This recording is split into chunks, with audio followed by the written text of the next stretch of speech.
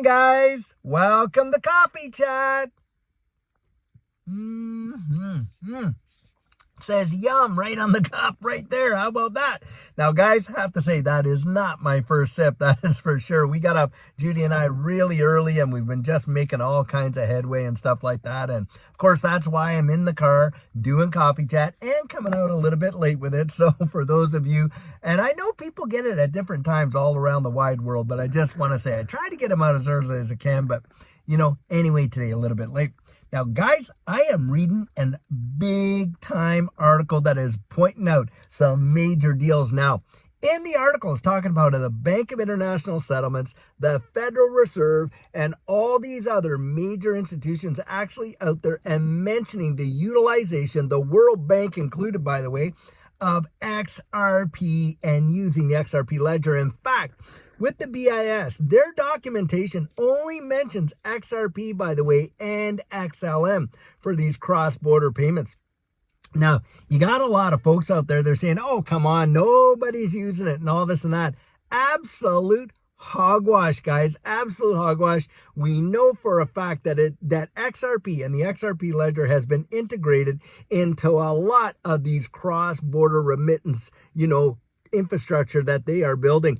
SBI Remit, major subsidiary, of course, of SBI Japan over there. And, I think Yoshi Kako Takao, I hope I didn't butcher that, but maybe I did. Anyway, he's the CEO of SBI. And these guys have come out there and said every bank in Japan by the end of 2025 will be utilizing XRP. And they themselves use it to move billions of dollars of cross-border remittances each and every day. And you can find XRP and the XRP ledger in all of this documentation in the Bank of International Settlements, World Bank, International Monetary Fund. And this is why, guys, I am constantly out there. Oh, I got a little itch there. Constantly out there reminding people to get out there and dig this research up. Now, another bit of FUD that has just been making its circulation again is this whole private ledger business. Now, guys, there are folks out there that are saying, hey, yeah, that's true. The banks are using XRP. But of course, it's on a private ledger where they're trading it into the thousands of dollars. But you and I in the public ledger, oh, well, we're only getting a $2 XRP. That is absolute total baloney. Garbage, in fact, is what it is. David Schwartz has come out and all these other technologists technicians, I guess, or whatever you want to call them, the developers, in this space that understand how it works. And they're saying, listen, the private ledgers are for central bank digital currencies. And in fact, XRP is not even the primary asset on those. The CBDCs are. And of course, you can utilize XRP on there, but it is not being traded. It is utter hogwash. Why, oh, why would any bank go out there and pay thousands upon thousands upon thousands of dollars for the same XRP that they could pick up in the public market for literally $2 and some cents? Come on, guys. Common sense tells you that is utter nonsense, but this is how these fraudsters work. They want to, literally prey on your naivety and not really understanding what it is that you're holding or invested in.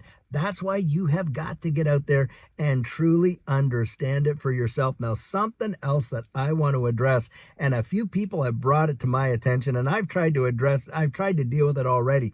But there is a person on X, and he has an X account, and it's called Digital Outlook. And the Outlook is OUTL00K. And he's out there pretending to be me, impersonating me, and he's charging people, hundreds of dollars and auctioning off, oh, well, you can get on my show pretending he's me. Oh, well, you can be a part of this live stream and charge. That is, guys, the guy's a scammer.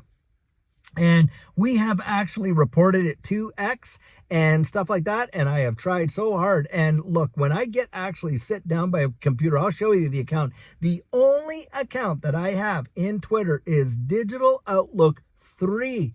All one word, lowercase, with that blue check mark to verify that is in fact the authentic account.